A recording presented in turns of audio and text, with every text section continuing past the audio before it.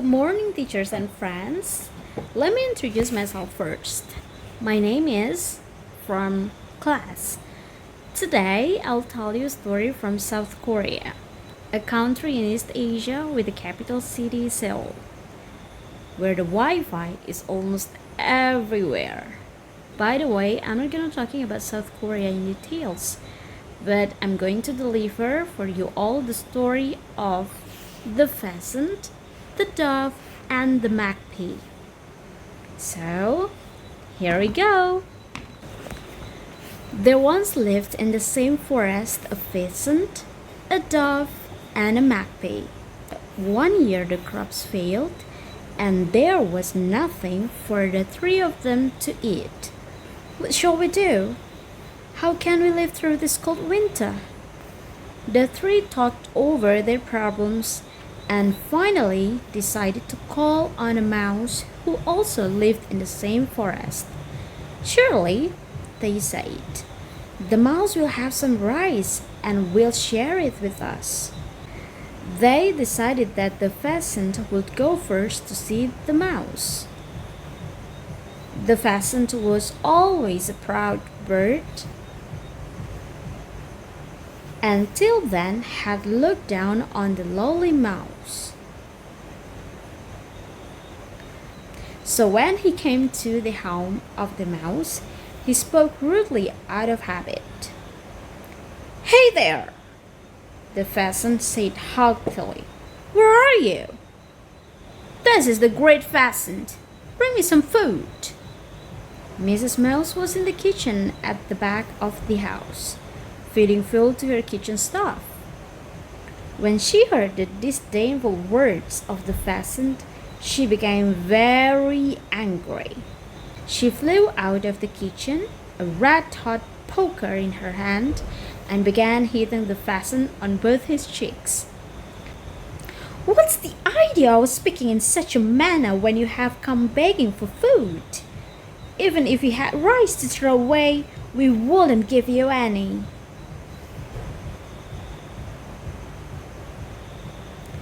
Rubbing his red and swollen cheeks, the pheasant ran home in great shame. That is why, to this day, the pheasant's cheeks are red. Next, the dove went to the house home. He too was a very proud bird and looked down on the mouse. "Say, you rice thief, I've come for a bit of food," he said in a rude and haughty manner.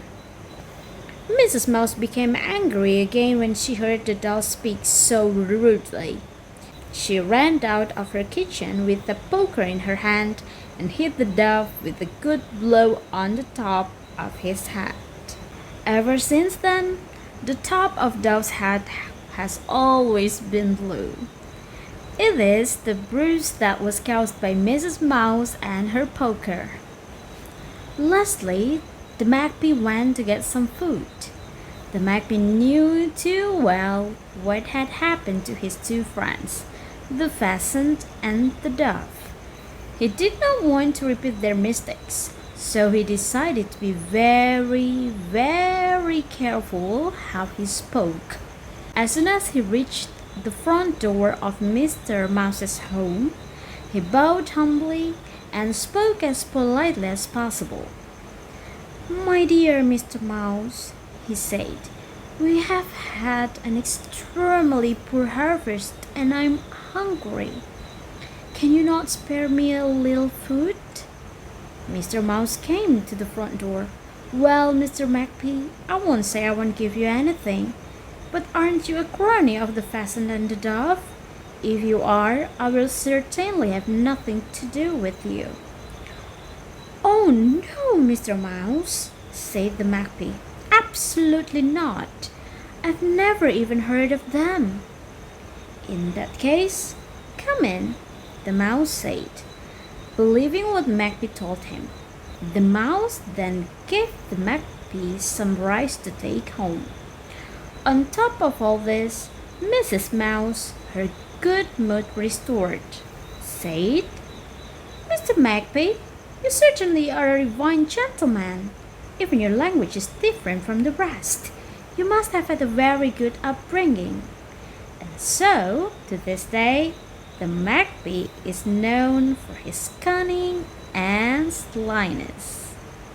The moral lesson from the story is I hope you enjoy my story and it gave you insight how to be a good human being and how to treat other people well as you want to be treated.